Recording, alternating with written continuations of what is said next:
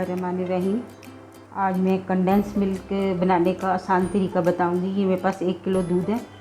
ये fresh milk है ना, ये भैंस का दूध है।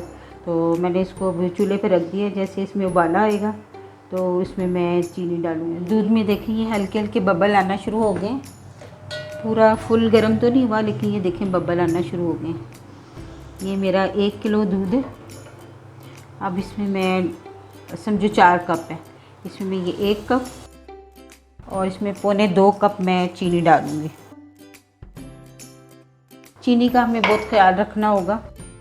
इसको शुरू में थोड़ा सा हल्का सा गर्म हो चीनी डाल दें। अब साथ आपने ना इसको हिलाते जाना है। ये हिलाने का अमल तकरीबन 10 मिनट चलेगा। तो मैं ये वीडियो तो पूरी नहीं डाल सकती हूँ, 10 मिनट आप दिखाऊँ फिर 20 मिनट दिखाऊँ, तो ये छोटी करके दिखाऊंगी मैं आपको। मैं इसको बराबर 10 मिनट ना हिलाती रहूँगी। आप भी जब बनाएं तो इसको इस साइडों पे यहाँ ना लगे ना दूध, ये साइडों पे जो लग जाता है, बस इसमें ना वो मलाई सी लेयर सी नहीं आनी चाहिए।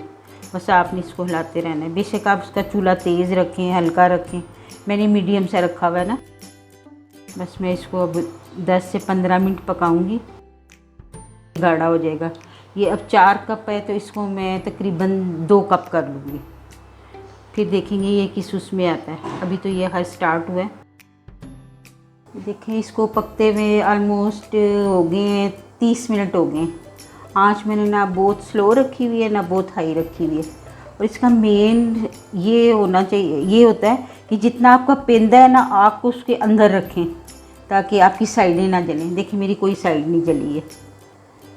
इसका कलर देख लें कैसा हल्का सा क्रीम कलर आ गया, जैसे बोस्की कलर हो।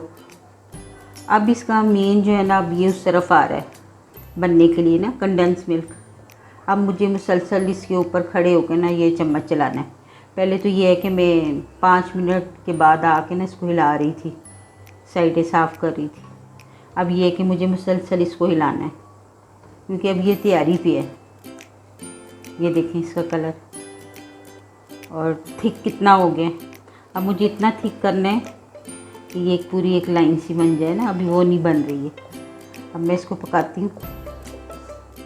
ये देखिए इसको मैंने पकाते पकाते ना अब ये तकरीबन हो गया है 2.5 कप रह गया ना।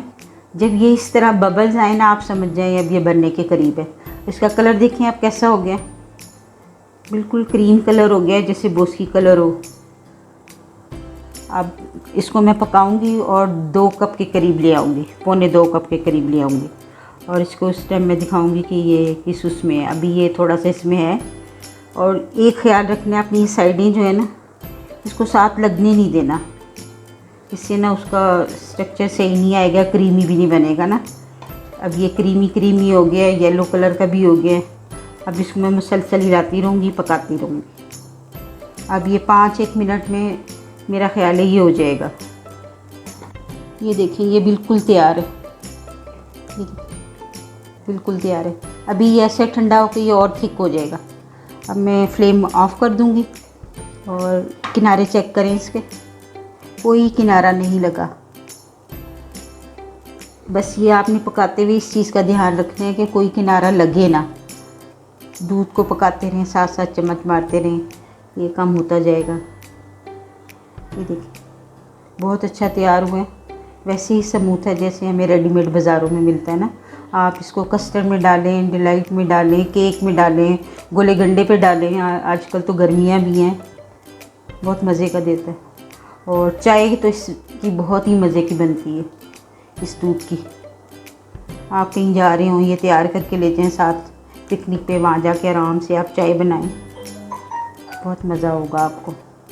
और मुझे तो अभी से इसको बड़ा मज़ा आ रहा है, देख के ही बहुत मज़ा आ रहा है। आप भी इसको बनाएं। ये देखिए मेरा कंडेंस मिल्क बिल्कुल तैयार है।